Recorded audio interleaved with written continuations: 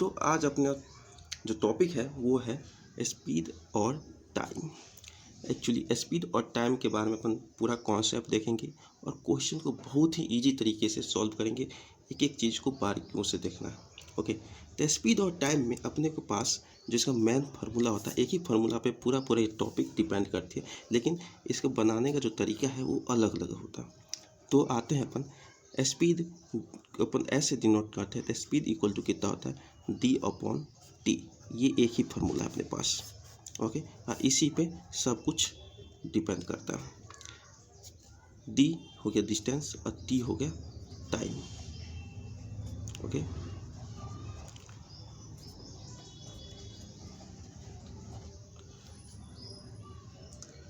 चलो यहाँ पे अपने पास कितने क्वांटिटी है? 3 क्वांटिटी है, स्पीड, डिस्टेंस एंड टाइम।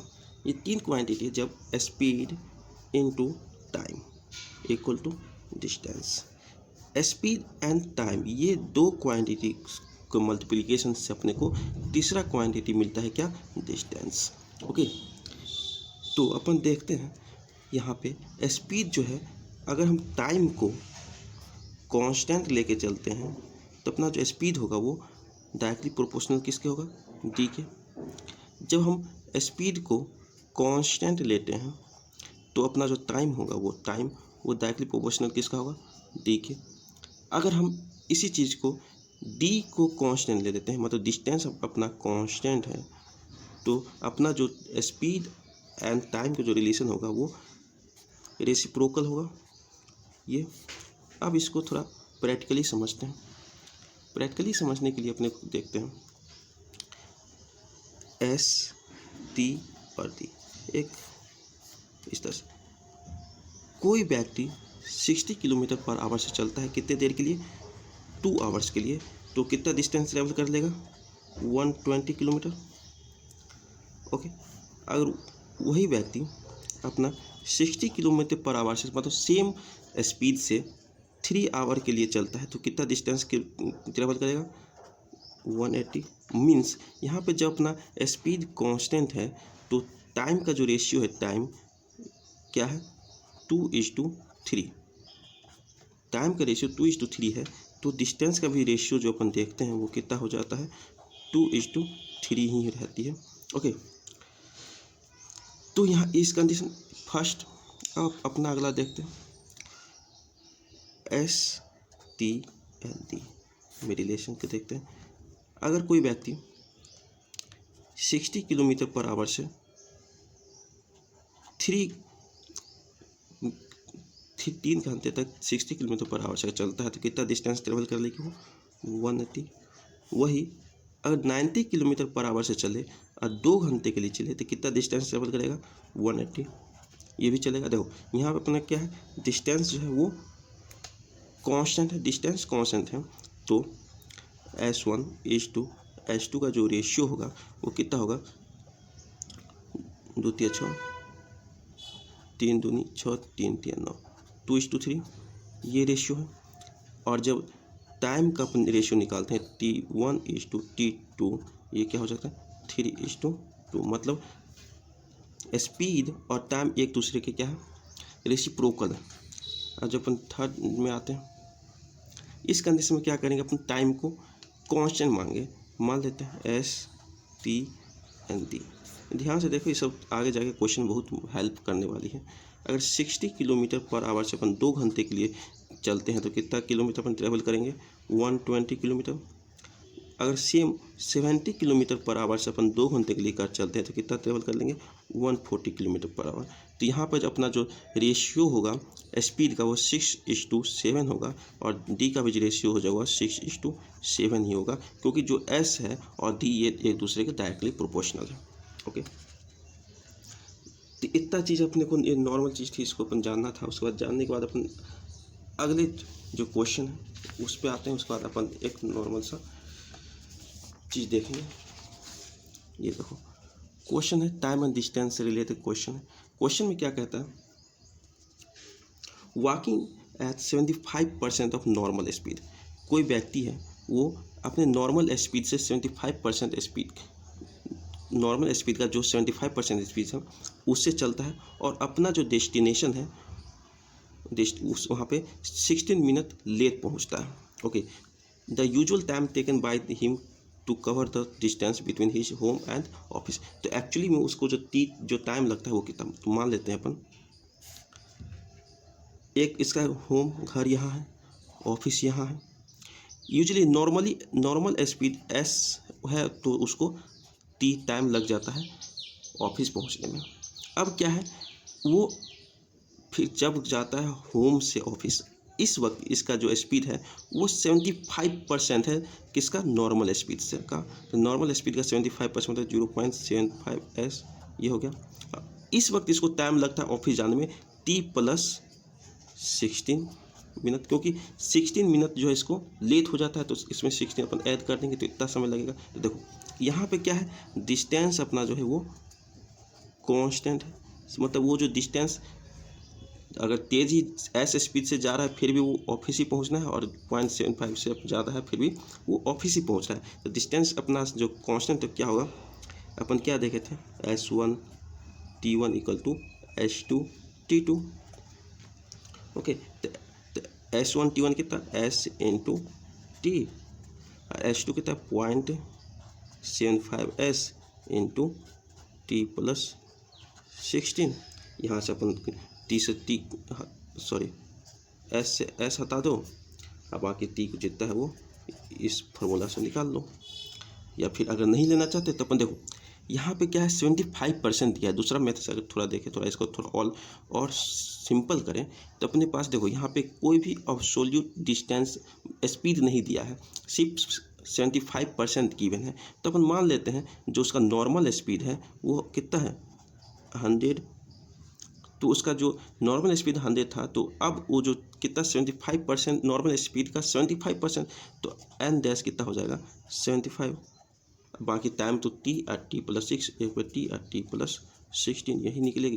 तो इस दोनों को मल्टीप्लाई करके आप निकाल सकते हो कितना 3/4, ये अपना हो जाएगा 100 into T equal to 75 into T plus 16, कितना हो गया 25 × 25 25 होगा 100, ये 40 इक्वल टू 3T 48 48, यहाँ से अपना T इक्वल टू कितना हो जाएगा 48। ओके, ये दूसरा क्वेश्चन है, इसको ध्यान से देखें। एक हीरो है, goes after a villain who is 200 metre before him. इसका एक डायग्राम बनाया जाए। देखो अपना हीरो है और यहाँ पे अपना विलेन है, इस दोनों के बीच का जो डिस्टेंस है वो 200 मीटर का है। ओके, और हीरो किसके पीछे जाता है, विलेन के पीछे। Where will the hero catch the villain when they run at the rate of, hero का स्पीड 11 किलोमीटर पर आवर है, विलेन का स्पीड 10 किलोमीटर पर आवर है। तो क्वेश्चन पूछा है कि कहाँ पे अपना जो हीरो है विलेन को पकड़ लेगा। तो देखो दोनों एक डायरेक्शन में दौड़ रहे हैं, मान लेते हैं कहीं यहाँ पे आके ये इसको कैच कर लेगा, हीरो विलेन को कैच कर लेगा। तो देखो यार ये डिस्टेंस को अपन मान लेते हैं x। ओके, तो देखो हीरो और विलेन जो आपस में रेस लगा रहे हैं, मतलब हीरो विलेन को फॉलो कर रहा है, तो दोनों का जो समय होगा टाइम, यहाँ V से C जाने के लिए विलेन का टाइम और H से C जाने के लिए हीरो का टाइम, ये दोनों टाइम जो ट्रेवलिंग होगा वो सेम ही होगा। मतलब यहाँ पे अपना जो है वो टाइम क्या है, वो कांस्टेंट है, अपना टाइम कांस्टेंट है।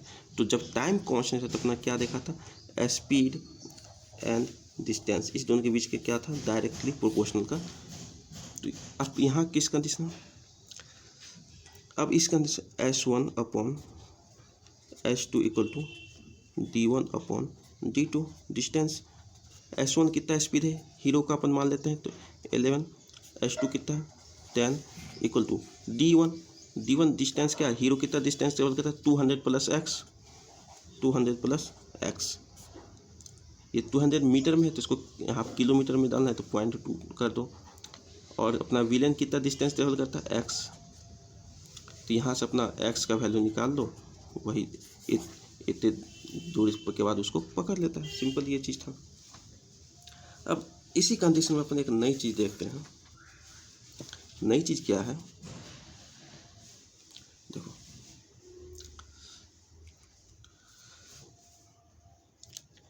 ये अपन time of meet,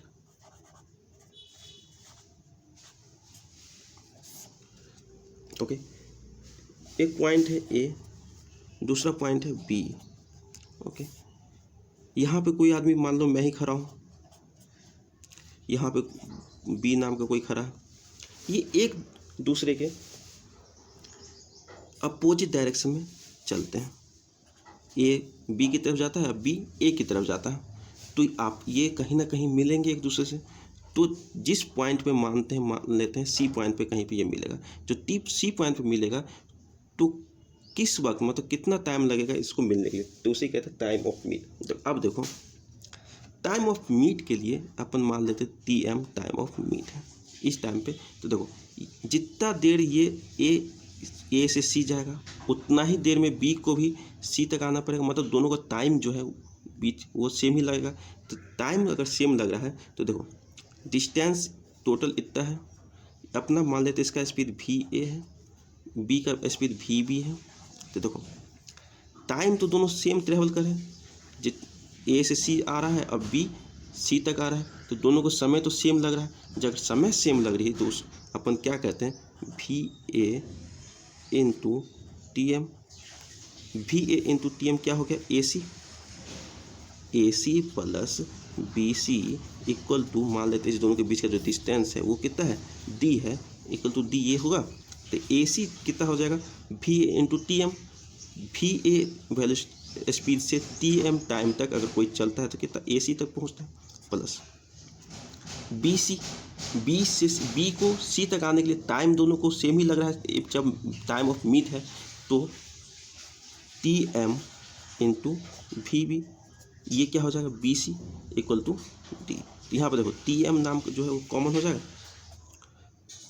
TM common हो जाएगा तो क्या हो जाएगा, VA plus VB equal to D। यहाँ अपन TM इक्वल टू क्या निकाल सकते हैं, D upon VA plus VB, okay. मतलब A और B जब एक दूसरे के अपोजिट डायरेक्शन में चल रहे थे तो वो जो वो एक दूसरे को मिलते हैं, मतलब एक दूसरे को क्रॉस करते हैं, वो कितने देर में कर लेते हैं, TM टाइम में वो एक दूसरे को क्रॉस कर लेते हैं, ओके। अब अपन देखते हैं another case number 2, A and B ये एक दूसरे से D डिस्टेंस पे खड़े हैं, ओके। और ये एक क्या करता है, दोनों सेम डायरेक्शन में चलना शुरू होता है। B जो है वो VB स्पीड से चलता है और A जो है अपना VA स्पीड से चलता है, ओके। और ये सेम डायरेक्शन में चलते हैं और किसी भी एक पॉइंट C पे जाके मिलते हैं। तो अगर A B को चेज करते हुए C पॉइंट पे मिलता है, मतलब जो स्पीड है A का वो ज़्यादा होगा स्पीड B से, तभी जाके वो एक दूसरे से मिल पाएंगे। ये तो कॉमन सेंस इतना तो पता होनी चाहिए, ओके।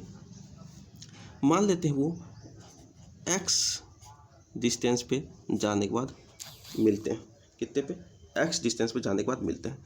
तो अपन यहाँ पे देखते हैं, अपने पास गिवन है D है, X के बारे में कोई जानकारी है नहीं, तो अपन क्या करेंगे, AC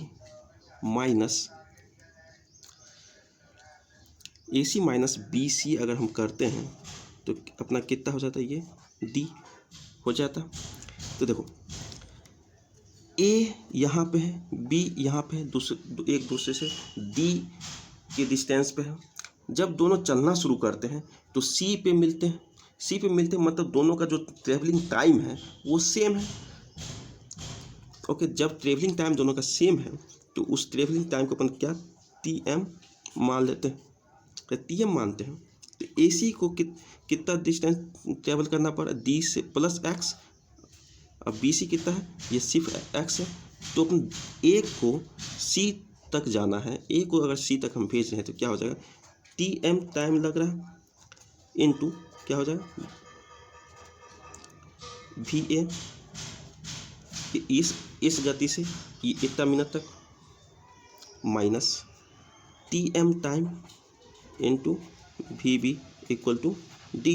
यहाँ से अपन क्या करते हैं, टी एम कॉमन लेते हैं तो क्या हो जाएगा, D upon V A minus V B. देखो ये हो गया। अब टाइम ऑफ मीट क्या हो जाएगा, डिस्टेंस, दोनों के बीच के जो डिस्टेंस है upon relative velocity. V A minus V B क्या होते हैं, एक्चुअली में ये होती है रिलेटिव वेलोसिटी। ओके, ए और बी दोनों एक सेम डायरेक्शन में जाते हैं तो सी पे मिलते हैं, तो उसका जो ट्रैवलिंग टाइम है वो तो सेम होगा, और जो ट्रैवलिंग टाइम है वो क्या होगा, D upon V A minus V B.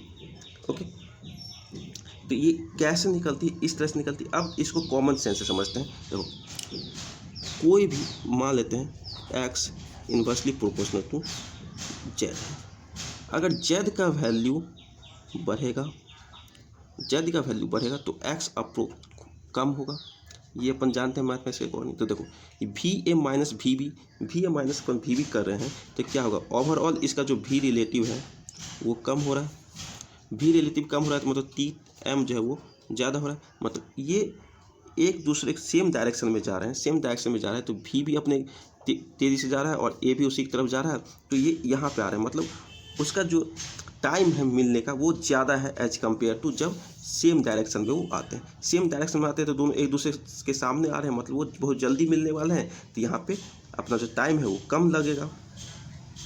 ये तो टाइम ऑफ मीट, जब अपन दो कंडीशन देखें, एक अपोजिट डायरेक्शन में जब दोनों जा रहे थे, एक जो सेम डायरेक्शन में जा रहे थे, तो इस फार्मूला से ये से अपन निकालना है। अब अपन आते हैं अगला, अब ट्रेन के बारे में थोड़ा बहुत जानकारी लेते हैं, ये बहुत अच्छी कॉन्सेप्ट है। ओके, टाइम एंड डिस्टेंस का, ट्रेन जो एक दूसरे को क्रॉस कर रहा हो, train crossing. Okay, train crossing case number 1 में देखते हैं, train and pole. Train and pole, यहाँ पर अपना कोई पोल है, खंभा। ओके, ये अपनी कोई ट्रेन है, इसके सामने इंजन है।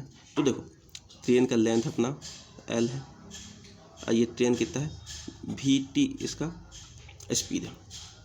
तो इस ट्रेन को, इस पोल को क्रॉस करने में कुल कितने टाइम लग जाएंगे, टी क्रॉस को अपन सी आर से डिनोट कर लेते हैं।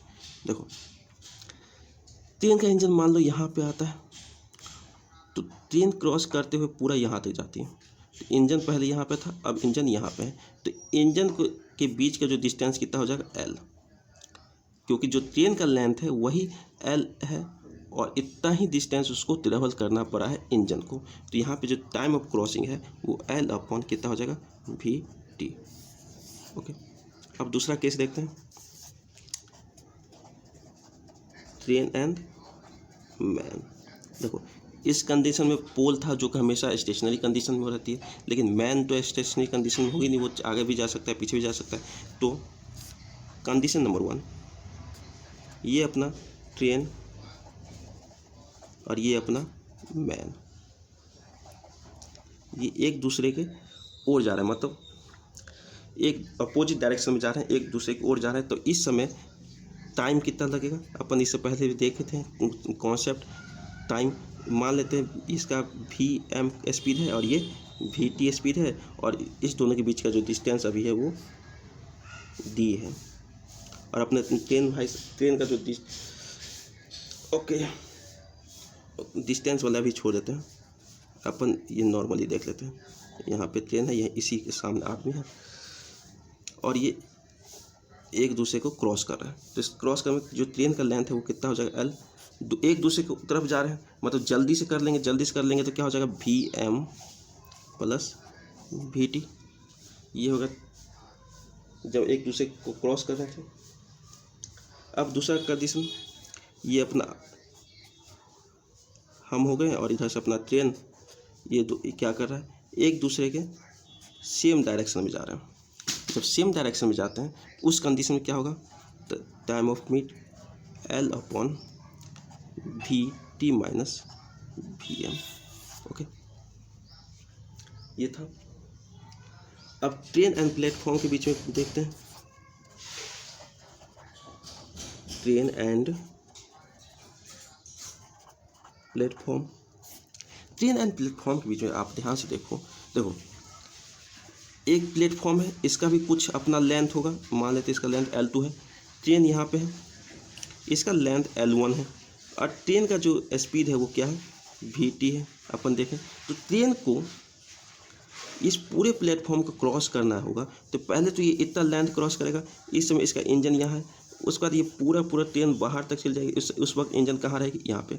तो ट्रेन को टोटल लेंथ कितना कवर करना पड़ा, मान लेते ट्रेन का जो लेंथ है वो L1 है, पूरा L1 प्लस L2, ये पूरा लेंथ कवर करना पड़ा। तो पूरा लेंथ कवर करना पड़ा, तो यहाँ पे इसमें टाइम ऑफ क्रॉसिंग कितना हो जाएगा, L1 plus L2 upon SVT, ये हो जाएगा टाइम ऑफ क्रॉसिंग। प्लेटफॉर्म तो रुका हुआ, उसका चलेगी नहीं। उसके बाद अपन देखते हैं ट्रेन एंड बस। देखो ये अपना भाई ट्रेन, ये अपना हो गया बस, ये एक दूसरे के क्रॉस करेंगे, एक दूसरे क्रॉस करेंगे, तो उस वक्त क्या होगा, टाइम कितने समय में क्रॉस कर लेंगे। मान लेते हैं ये L1 इसका डिस्टेंस हो गया, ये L2 लेंथ का है, इसका VT और इसका VB। जब एक दूसरे के करीब आ रहे हैं, मतलब एक दूसरे करीब आ रहे हैं, तो मतलब जल्दी से जल्दी वो क्रॉस करना चाहते हैं, तो इसमें टाइम ऑफ क्रॉसिंग क्या हो जाएगा, L1 plus L2 upon VT plus VB। और जब वो एक दूसरे को सेम डायरेक्शन में जा रहे हैं, उस समय टाइम ऑफ क्रॉसिंग कितना हो जाएगा, L1 plus L2 upon VT minus VB, ये हो जाएगा टाइम ऑफ क्रॉसिंग। ओके, तो ये सब चीज़ें थी, ये सारे कंडीशंस थे, ये सब कंडीशन ऑफ ट्रेन के बारे में जानने के बाद अपन क्वेश्चन आज तो ज़्यादा नहीं हो पाएगा, लेकिन फिर कुछ एक क्वेश्चन है मेरे पास, वो कर लेते हैं। रिमेनिंग क्वेश्चन अपन कल बहुत सारे करेंगे। देखो ट्रेन के बारे में, 2 trains A and B are 110 kilometre apart. एक ट्रेन A है और एक ट्रेन B है, ये एक दूसरे से कितने 110 किलोमीटर के डिस्टेंस पे है। Okay, an straight line, 1 train start at 7 AM, एक जो ट्रेन है वो 7 AM पे खुलता है, एंड ट्रेवल टुवार्ड्स B, ये 7 AM पे खुलता है और कितने पे, B की तरफ जाता है। इसका जो स्पीड है क्या बोला, 20 kilometre per hour, 20 kilometre per hour. Another train start from towards B, another train start from B at 8 AM, B जो है 8 AM पे खुलती है और ट्रेवल किधर की तरफ, A की तरफ जाना शुरू करता है। इसका जो स्पीड है वो कितना, 25 किलोमीटर पर आवर। देखो तो टाइम विल दे मीट, मतलब टाइम ऑफ मीट अपने को निकालना है। तो देखो ये 7 बजे खुलती है और ये B की तरफ जाना शुरू कर देती है। B जो ट्रेन है वो 8 बजे खुलती है और किसकी, A की तरफ जाना शुरू कर देती है। तो देखो A जो है 1 घंटा ज़्यादा चल चुका है, एक घंटा ज़्यादा चल चुका है, तो 1 घंटे में ये जो A ट्रेन है वो कितना ट्रेवल कर लेगा, 20 किलोमीटर ट्रेवल कर लेगा। 8 बजे तक ये 20 किलोमीटर ट्रेवल कर लेगा। अब इन दोनों के बीच में कितना डिस्टेंस बच गया, अब इधर से ये भी चल रहा है और इधर से ये भी खुल चुकी है, तो अब टाइम जो मीट करेगा तो इसी बीच में मीट करेगा। तो अब इन दोनों के बीच में जो डिस्टेंस बच चुका है वो बच चुका है 90 किलोमीटर का, 90 किलोमीटर का। अब तो अपन टाइम ऑफ मीट निकालने के लिए क्या करेंगे, 20 अपन दोनों का जो स्पीड है वो ऐड कर दो, कितना 20 प्लस 25, ये हो गया अपना टाइम ऑफ मीट। तो इस तरह से अपन निकालते हैं। ओके, तो आज के लिए इतना ही रखते हैं, और कल और सारे क्वेश्चन लेके आएंगे, ट्रेन, बोट एंड स्ट्रीम के बारे में भी करेंगे, और सारे भी क्वेश्चन रहेंगे अपने पास जिसको कल अच्छे से सॉल्व करेंगे। तत्काल बाय बाय।